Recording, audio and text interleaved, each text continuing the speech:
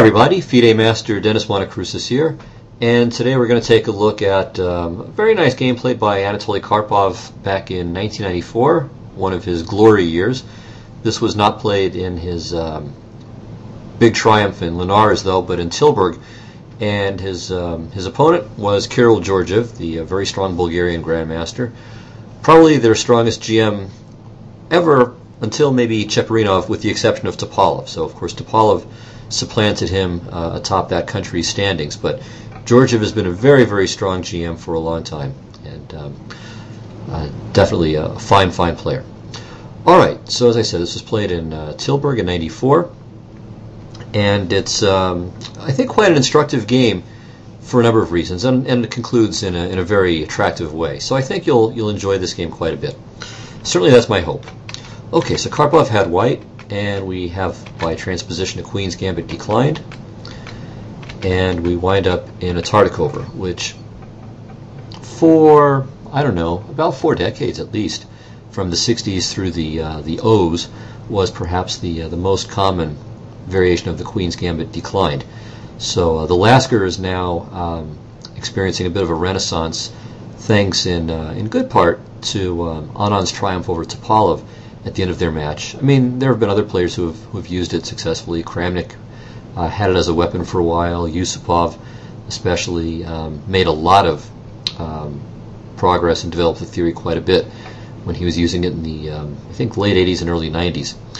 But the current resurgence, however long it'll last, is, I think, thanks, at least in good part, to Anand, or at least he popularized it. I think it was, if I'm saying his name right, Grabarczyk, who came up with the key idea that Anand was able to use against Topalov in their match. At any rate, the Tartakover has been a very, very popular line. It's still quite an important line. Also, but to go back to what I was saying about other Queen's Gambit decline lines maybe jumping into the limelight in the last few years, the Rogozin system, which is kind of a Nimzo-Indian Queen's Gambit hybrid, has been extremely popular for the last several years at any rate too.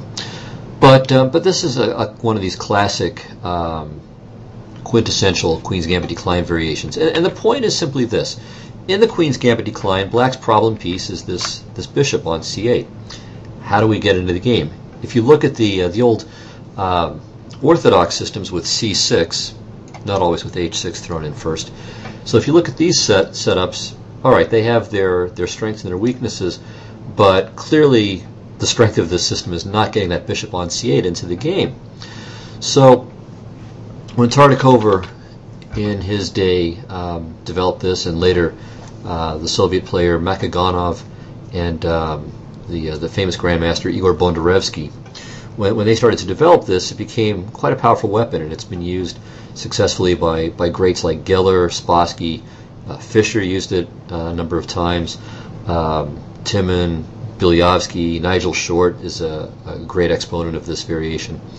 At any rate, it tries to take care of the problem of this light-squared bishop in a very clear and sensible manner. So as we'll see, though, there are ways that white can combat this. White played bishop to e2, bishop to b7, and now bishop takes f6, which might seem like a really peculiar sort of move, kind of a duffer's move. Karpov just played bishop to h4 several moves ago. So here, after h6, he played bishop to h4, and now, several moves hence, he plays bishop takes f6. Well, what gives? What's the point of this?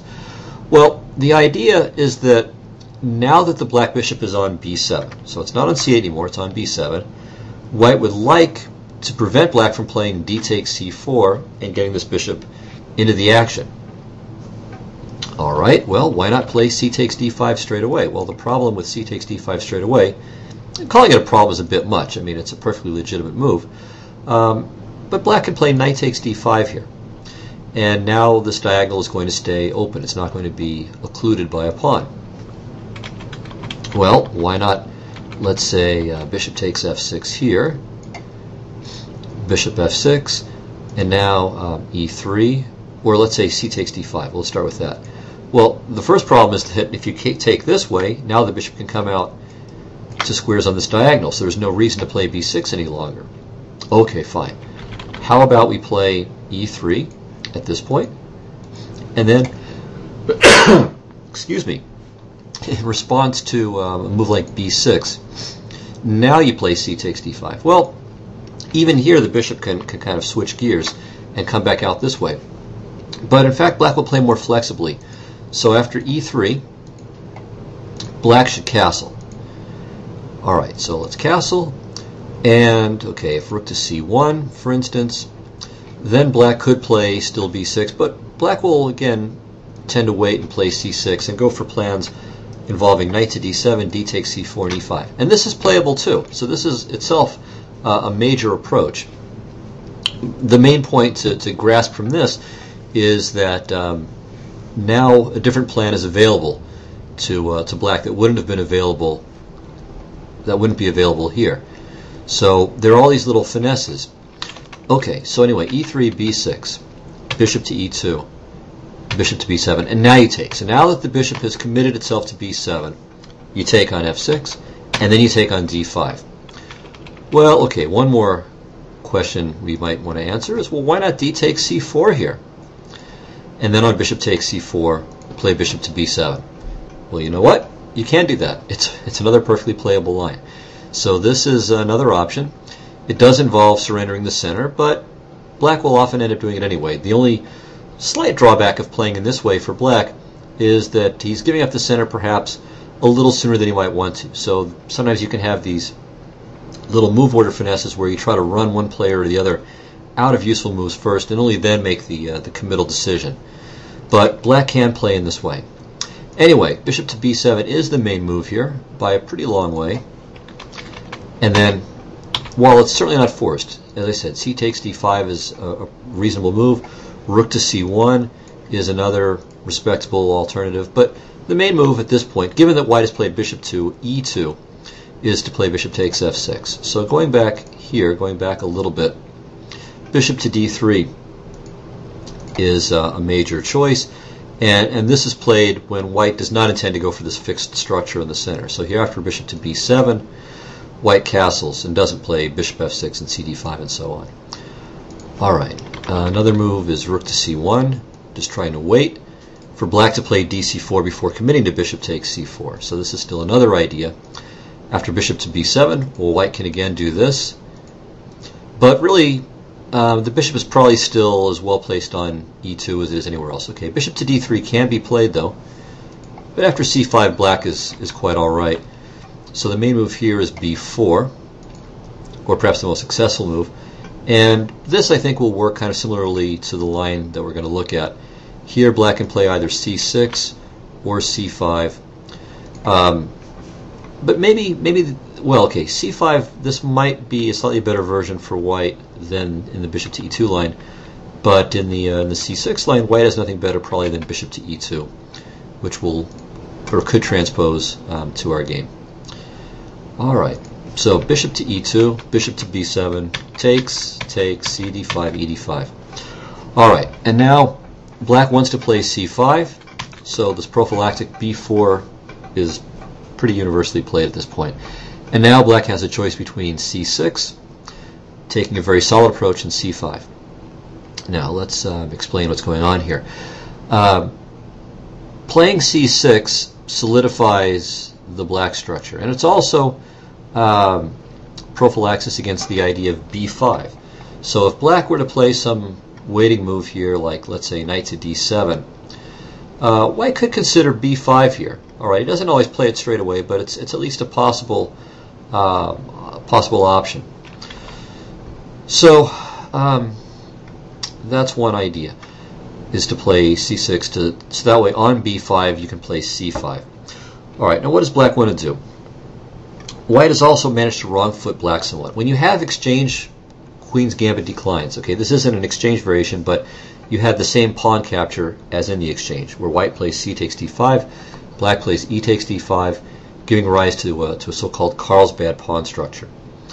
Well, black's strong point after this exchange is e4, and the e-file is a real asset. And I'd like to put a knight on e4.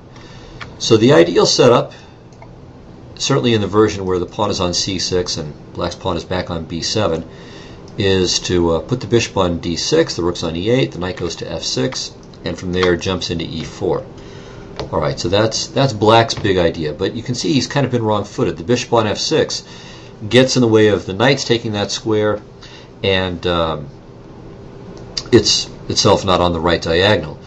So black, if he wants to go for the kind of classic plan, will have to spend some time rerouting, bringing the bishop back around to d6, pawn goes to c6, so that way there's no knight to b5 idea, and then the knight does its thing on the way to e4. White will in turn play on the queen side, try to use the c file, and look for some kind of targets to latch hold of over on the queen side to create a pawn weakness and go from there. So that's one approach. We'll see something like that in the game, or at least that general strategy from black. And, well, from white too, and another plan as well. On the other hand, black has a much more direct plan, which was chosen by Kasparov repeatedly in his matches with Karpov, their World Championship matches in the 80s. So c5 is the kind of direct approach. And here, black is accepting an isolated d5 pawn, in return for which he's getting active play, and hoping that with just that weakness and having the bishop pair, he should draw without too much difficulty. And in fact, both Karpov and Kasparov started playing this line fairly obsessively, especially in the in the unlimited match. So play generally continues from here like this: bc, bc, rook to b1, and now black has two alternatives here, two primary alternatives. Queen a5 is the second line. Queen to d2, cd, knight d4, bishop takes, pawn takes. And white should be slightly more comfortable here because, well, the pawn structure is basically symmetrical. And as a result, it favors white's bishop. White's bishop can attack the d5 pawn. Black's is stuck on defense and is bottled up by that pawn. So this is kind of a two-result position. And indeed, the whole thing is two-result. Even bishop to c6, which is a little bit, relatively speaking, slightly more dynamic. It's only slightly so. Castles, knight d7, bishop b5, queen c7. And, alright, there have been plenty of games in this. It's a fairly drawish line, but it's white who enjoys the better prospects. So a good technician will generally hold with black, but you have to be a lot stronger than your opponent to have any real chances to win with black here. It's very much a draw-oriented line. And to play like this against Karpov, unless you're Kasparov, is not really advisable, and so Georgiev played the more interesting c6. Okay, Karpov castled. If he had played rook to c1, it would have transposed to the position that I showed you guys a few minutes ago, where white plays rook to c1 here instead of bishop to e2 or bishop to d3. Okay, so instead of rook to c1, though, Karpov castled. Here black has a number of options. He could play rook to e8. He could play a5. And a5 is kind of a fundamental move here, really trying to force the structure as quickly as possible. Again, with the idea of meeting b5 with c5, taking advantage of the knights being loose. Although it seems that white has actually scored pretty well with knight to e5 here. So that's a second option. And the move chosen by Georgiev in the game is queen to d6. Now, this is in a way kind of an admission that he's not going to succeed with the kingside attacking plan of swinging the bishop to d6, the knight going to f6, and so on. But it's also a very, very solid approach. So the rooks will be connected more quickly. White has to take time out to protect the b pawn. And the queen kind of glues the c6 and d5 structure together, while also preventing white from posting the knight on e4. There is a drawback to this plan, however, and we'll see it in a few moves. Okay, white played queen to b3, protecting the pawn, connecting his rooks, and supporting b5, eyeing the d5 pawn, again in anticipation of a move like b5. So this is quite reasonable. And there's also a further point to this as well. So what should black do here? So I'll ask you a little puzzle. Should he play knight to d7 here, or rook to e8? Or does it matter? I mean, can you just play the one and then the other? Or is there anything at stake? Well, it's very subtle, but there is something at stake here. And black should play knight to d7. And the reason is that if he plays rook to e8 first, hoping to simply transpose, white plays a4. And now the problem is that black can't play the standard a5 rejoinder. I mean, white wants to play a5 and create some weaknesses here on the black queen side. Normally the response would be a5, but this would just hang material because if b takes a5, and then either b6 or b7 drops depending on the recapture. So black has to play knight to d7, but now white plays a5 and black doesn't get to play a5 himself. So that's why knight to d7 is more accurate, because now if a4, black certainly can play a5 and meet b takes a5 with rook a5 when the b6 pawn is covered. Okay, white has a number of options here. The two main moves are rook f to e1, which was played by Karpov. Let me just check one thing here really quickly. Whoops. Make sure I'm giving you guys the truth here. Yeah, a5 is always played. Okay, so right. So anyway, rook f to e1 is Karpov's choice here, but rook f to d1 followed by rook f to d1 followed by rook a to c1 is also a kind of a standard approach, putting the rooks on their typical Queen's Gambit decline files. So Karpov has a more active approach in mind, though, with rook f to e1, and we'll see it soon. Again, black has some possibilities here. He could play rook to e8, which would be altogether in keeping with what we just discussed. And black has done perfectly well with this move, although, well, in fact, it's the main move, although maybe a5 is scored a little bit better. And that's another entirely reasonable move. Trying to force the situation on the queen side before determining what to do with the rooks and other pieces. Oh, I should also point out one more thing, sorry. With queen to b3. So the advantage of this move, another advantage of this move is that it's prophylaxis against c5 in two ways. So first of all, the knight on c3 is no longer hanging to the bishop, but more to the point, the bishop on b7 would hang after bc5, bc5. Alright, so back to the game. Knight d7, rook f to e1, bishop to e7 was played, hitting the b4 pawn again, rook a to b1, and now Georgiev played a5. Takes, rook takes, and now if white does nothing, black might play, or at least prepare to play something like b5 followed by knight b6 and knight c4. This at least becomes a conceivable idea. More immediately, rook to a3 is a potentially annoying possibility as well. So white cuts out all of that with a4, which is a move you'd want to play anyway, fixing these two pawns. So it's kind of a funny position because it might seem like white could be worse. I mean, black's got the bishop pair, white has this isolated a pawn on an open file, but it's white who's pressing. So black is certainly fine, but the black bishops are not really functioning that well. The pawn on b6 is just as bad as the pawn on a4, and white has a little bit more space.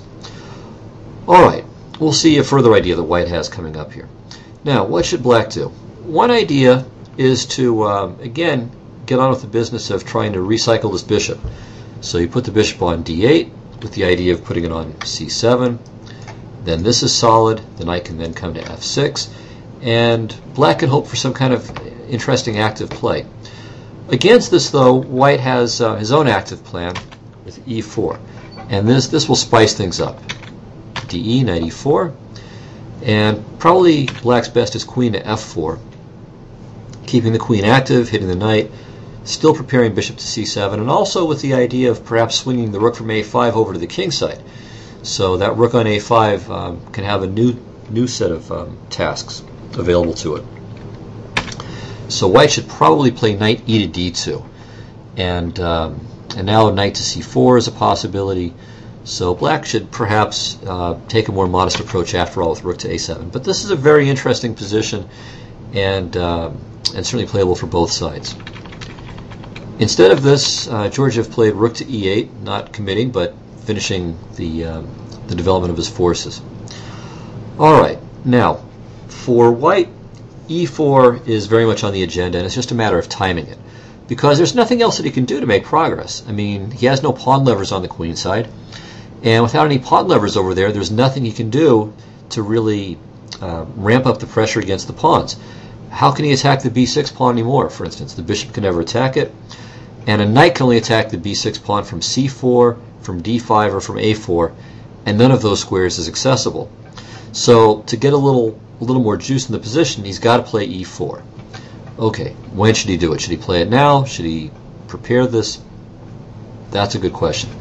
Karpov gives some notes on e4, but they're not very good. And I should say, for those of you who are unfamiliar with Karpov the annotator as opposed to Karpov the player, Karpov the annotator is not so accurate. So there are a lot more players. There are a lot of players not anywhere nearly as strong as he is who are, let's say, far more accurate in their annotations. And it's not clear why this is. I mean, this has been true for a long, long time. Some think it's because Karpov just has his annotations ghost written for him, or that he just kind of does an offhand job. But whatever the case is, I mean, there are a lot of errors in his notes, so you should always take those with a grain of salt. And I don't think he's trying to deceive anyone. I mean, it's just it can be well past the opening stage of the game, so it's not that he's trying to trick somebody. They're just a bit sloppy. Anyway, give an example here. So one line he gives is e4, d takes e4, and then he gives bishop to c4 as dubious, and then he continues, for instance, e takes f3, bishop f7, king f8, bishop takes e8, king takes e8, queen g8 check, and knight f8. And he assesses that this position is clearly better for black. And it kind of makes sense to say that at one level. I mean, first of all, black has a slight material advantage at the moment with two bishops for a rook, and there's no obvious way for white to continue prosecuting his attack. But it's really not that clear. I mean, this is actually kind of a murky position, and seems that he's maybe underestimating white's attacking potential. And also black has a lot of weak pawns, b6, g7. Okay, f3 we don't really want to take anytime too soon, probably, but the other ones are useful. But rather than bishop takes e8, it seems that knight to e4 first gives white a very big advantage. So we do that first, and then we take over here. And then we play rook b to d1, and now we check, and now knight to d6 check. And this position is much, much better for white, close to winning. So, in fact, he's mistaken about this. So after bishop to c4, after e4, d takes e4, bishop c4, black should probably play the modest rook to f8, and white enjoys a small advantage after knight takes e4. So the immediate e4 would have been perfectly good. All right, Karpov instead played bishop to f1, which makes some sense. So he's getting the bishop out of the way, so he can perhaps, well, if he's going to play e4 and open the e file for the rooks, let's get the bishop where it's not going to interfere. Now, of course, the bishop goes to c4 quickly in those lines anyway, but he's just waiting and seeing. And in fact, Karpov had this position twice. So in an earlier game against Uwe Bunch, played in Baden-Baden in 1992, his opponent played bishop to a6. And this seems to be pretty sensible, in fact, because, well, first of all, black's light square bishop is a bit of a passive piece, but also, as we saw, once white plays e4 and the exchange occurs, the white bishop can come to c4, and that can be rather unpleasant. So after bishop a6, takes, e4, takes, queen g6, rook e3. Bunch played rook to b8, which is plausible and not really bad, but he was slightly worse a few moves later and managed to get ground down. So I'm not sure that this pawn sack was really entirely necessary either. So white's a little bit better here. As I said, Karpov ground out the point in another 15 moves. But maybe back here, black should play something like bishop to f8, getting the rook on the e file usefully posted and putting the bishop to safety. And this is, as I said, certainly playable, probably roughly equal for black. All right, well, back here, instead of bishop to a6, Georgiev played bishop to f8, so there's that idea once again. Oh, also, in some more recent games, one game queen g6 was played, and another one queen to a3 was played. Probably queen to a3 is also a decent move. Those were both lower level games, but I think queen a3 has something going for it too. Again, it's a way of dissuading white from this e4 plan and trying to take advantage of the a2 g8 diagonal. Since queen a3 will either trade queens or chase the white queen away, it at least slows white's attacking ambitions down. All right, bishop to f8 was Georgiev's move. Again, e4 is possible, but it's not quite clear here. So the advantage for white of playing this way is that there's no rook to f8 anymore, but it's very, very messy what's going on here. The a8 h1 diagonal could become a problem for white at some point. So who knows what's going on. So Karpov played queen to c2. An interesting choice. g6, preparing to fianchetto the bishop, and now e4. And this is a good move. And now black has to be quite on his toes. So now the period of strategic maneuvering around has come to an end, and concrete play is going to begin. So the tactics are going to arise in a hurry. Now, one very, I think, plausible and sensible move for black is rook a to a8. One point is that after de4, knight e4, there are various discovered possibilities involving these rooks opposite each other on the e-file. So that's why rook a to a8 is kind of an interesting choice, trying to neutralize that straight away. Now, of course, white can play e takes d5, and that is, at least neutralizes the potential weakness of his d pawn down the road. But all right, it also makes the position a bit more symmetrical. Anyway, rook a to a8 is interesting, but d takes e4 is certainly a fine move. Knight takes e4, queen f4, bishop to c4. Okay, and now we have, all right, now the play is, as I said, getting quite concrete. Georgiev played bishop to g7. Another very interesting move is c5. And you might want to spend a little time analyzing this position. It's really pretty interesting. So c5 is extremely aggressive and provocative. I mean, it's unleashing this powerful bishop on b7, but it's also allowing white a wide range of tactical possibilities. So this is a good place to stop the recording and to try to figure out what in the world is happening here. Okay, so first of all, let me say that if white plays kind of quietly with knight to g3, threatening queen takes g6 check. So I hope you guys noticed that because of the pin on the c4, well, a2, g8 diagonal. On this, black should trade. His rook is hanging after all. Rook e1, and then play king to g7. And at this point, the position seems to me equal. And if anyone's better, maybe black is microscopically better, but it's roughly equal. Anyway, black is certainly not in any danger here. Okay, another interesting move is knight to f6 check. And hopefully all of you saw that. Knight takes f6 would not be very good, clearly, I think, because if queen takes g6 check, and then a capture on f7 will ensue, and black is in serious trouble here. But after queen takes f6, rook takes e8, that bishop comes into play here. Bishop takes f3, g takes f3, c takes d4, and black has the exchange for a pawn. His rook is ready to swing from the a file over to the king side, which is kind of annoying. He's hitting the f pawn. Knight to e5 is also a quite juicy looking possibility, and white doesn't really have any especially appealing looking options in the near future of his own. Really, at the moment, his rook is active, his bishop is active, he's got a little material advantage, but there's nothing that his pieces are really coordinating to do at this moment. So it's a very unclear position. Alright, well, instead of knight to f6, still one more option that's interesting is knight takes c5. So we're still threatening queen g6, we're still threatening the rook, and of course we're hitting the bishop and the knight. So rook e1 is forced, and now the best move is knight takes e1. So this way there's no bishop f3 kinds of possibilities lurking around, and meanwhile white keeps all of his threats. But black is all right too. And the key move here is bishop takes c5. And now queen takes g6 is actually no good, because after queen g6 check, king f8, there aren't any more checks. And meanwhile, the queen is hanging, and if d takes c5, not only is the queen hanging, of course, but the bishop on c4 hangs as well. So this would just be a disaster for white at this point.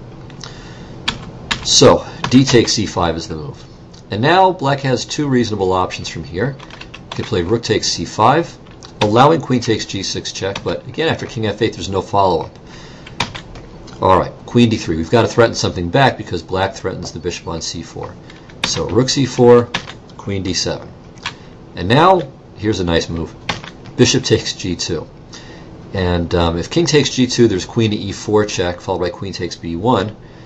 And if knight takes, then rook c1, takes, and the knight has to surrender itself. And this is a draw. Probably perpetual check, but even if there isn't, it's just a draw anyway. Okay, so that was, in this position, what happens if black plays rook takes c5. So we end up with a mass liquidation. Another reasonable move is bishop to e4.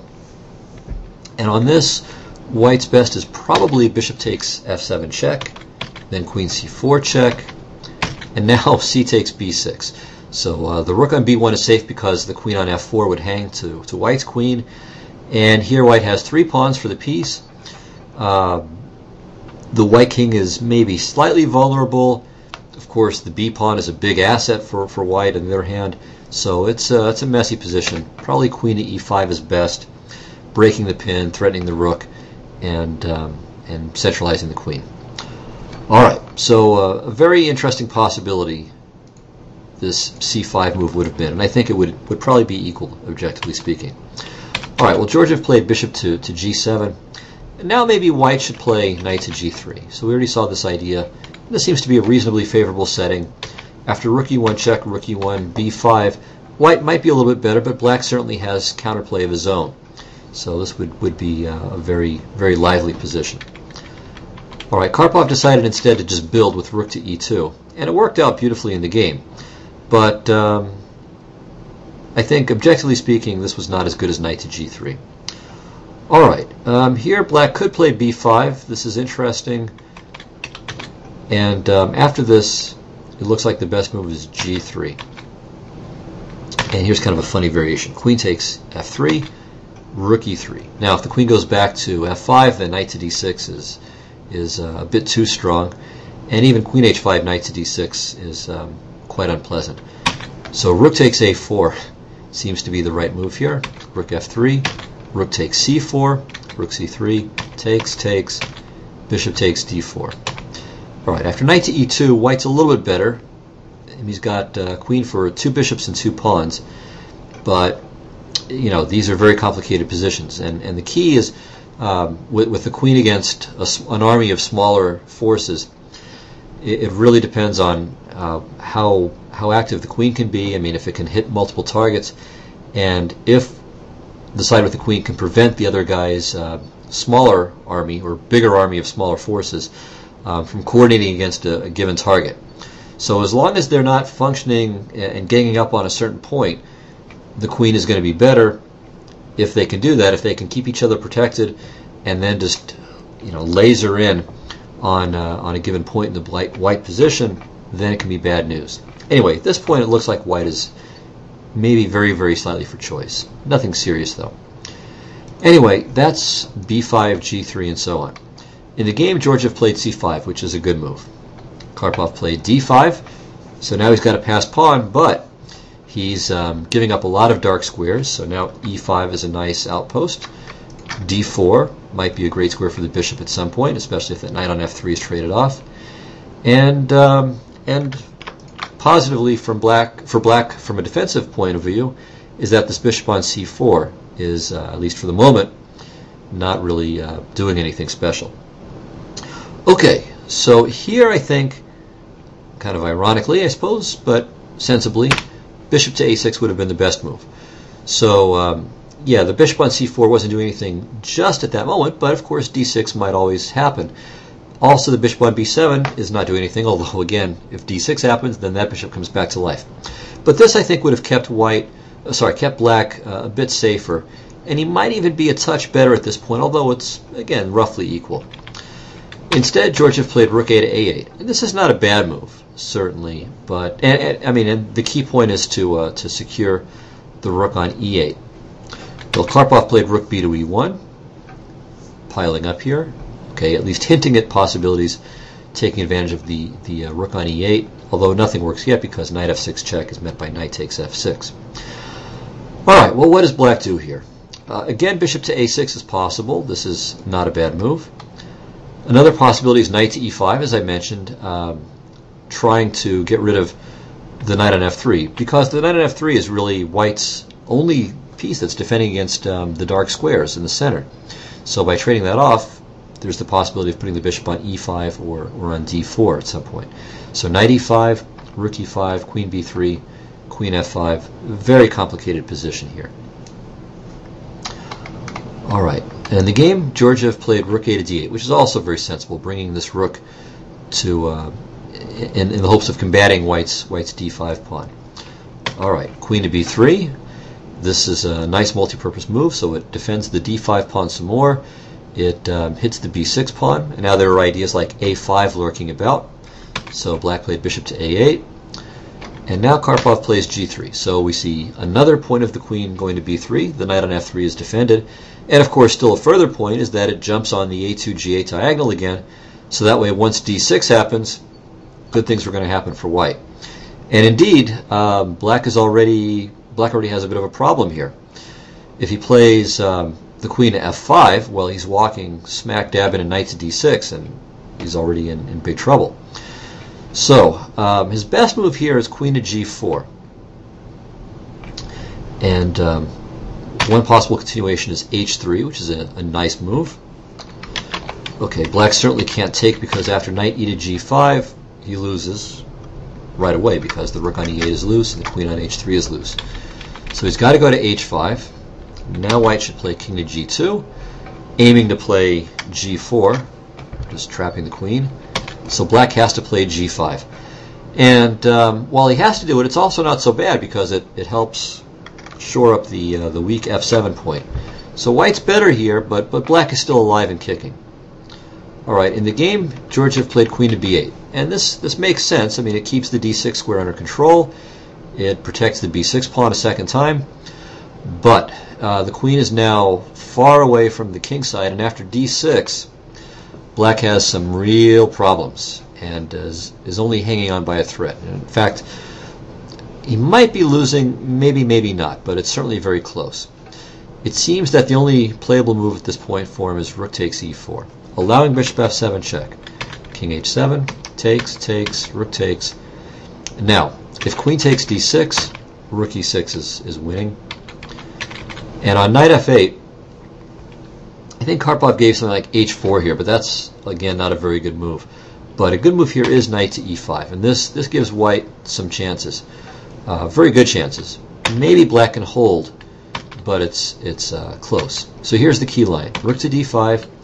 The queen goes anywhere, it doesn't matter. e7, c7, f6. Anywhere that defends the rook comes to the same thing. And now bishop takes g6 check. All right, point one is that on king takes g6, queen to d3 check, and White grabs the rook with a decisive material advantage. Knight takes g6, takes, queen f7, king h8, queen g6.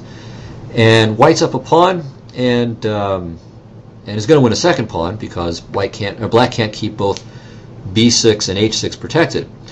However, the interesting thing here is that, let's say Black plays something like queen to d1 check and takes on a4. His c pawn might by itself be enough to hold the draw. So it's not clear at all. I mean, White's going to have 3 pawns on the king side, 3 passers, but in a queen ending, what counts is how fast the passers are, not necessarily how many. So maybe Black can draw. I mean, he's certainly not going to win. I mean, White can get perpetual pretty much at will for many moves to come. But whether he can win or not will be a battle. So this is the key line for Black. This is the only chance he's got to stay alive. But it's not clear why this would be the case. Georgiev played rook to f8, and now what does White do? So certainly there's pressure against f7, but Black's got a couple of defenders. There aren't going to be tricks on the e-file right away, it would seem, certainly, because there's no target on the e-file. The rook is left. So try to figure out what White to move should do here. The position certainly looks promising.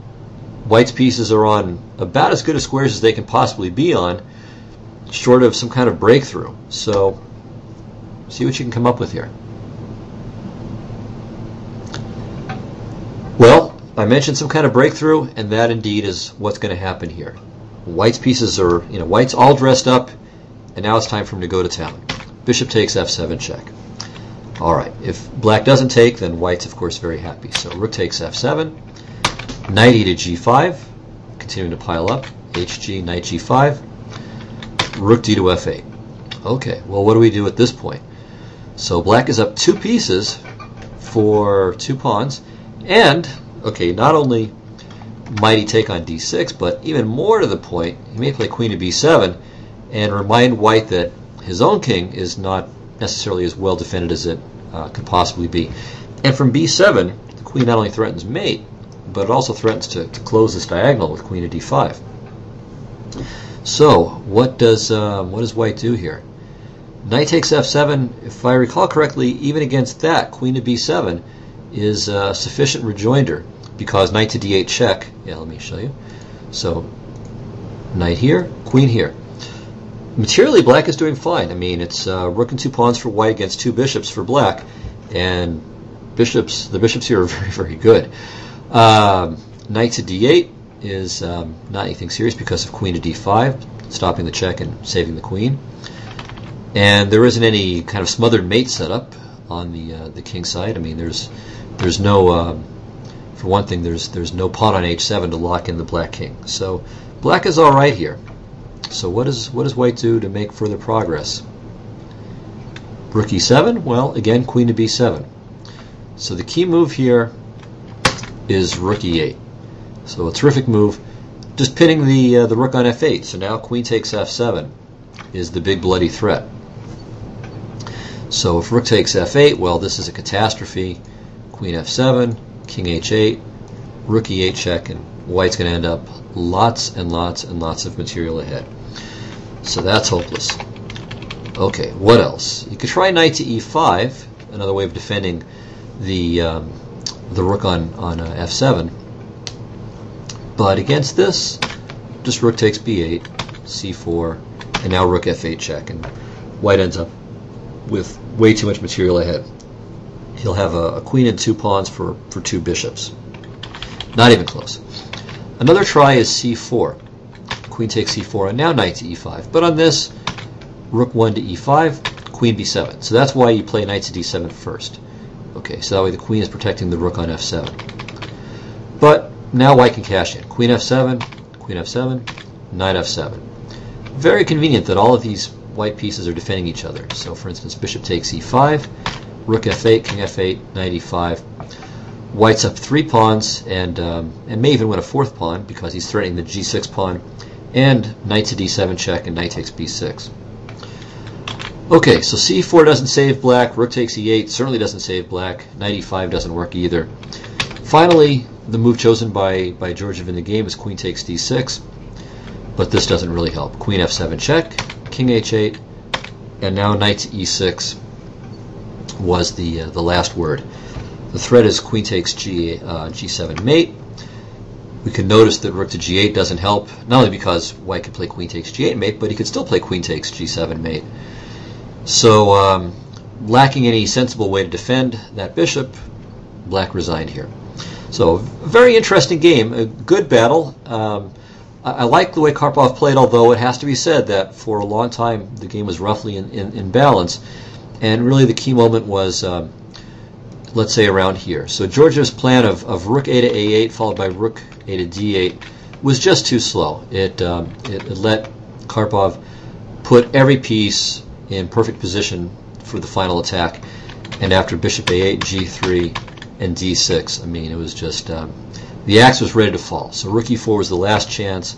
We saw maybe black would have some chances to hold the queen ending, but already at this point black is holding on by a thread. So I think that plan was just too slow.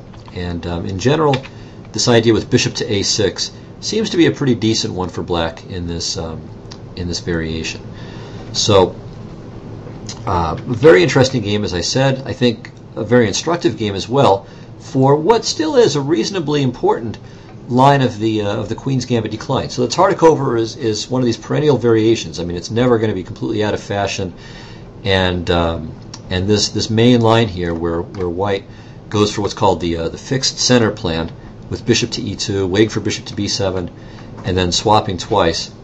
So this kind of setup is never going to be completely out of fashion. So it's good to know something about it, and and now hopefully you do. So hope you enjoyed the game, and for those of you who play either side of this variation, I hope you'll definitely find it useful in your subsequent games. So thanks a lot. See you next time. Bye-bye.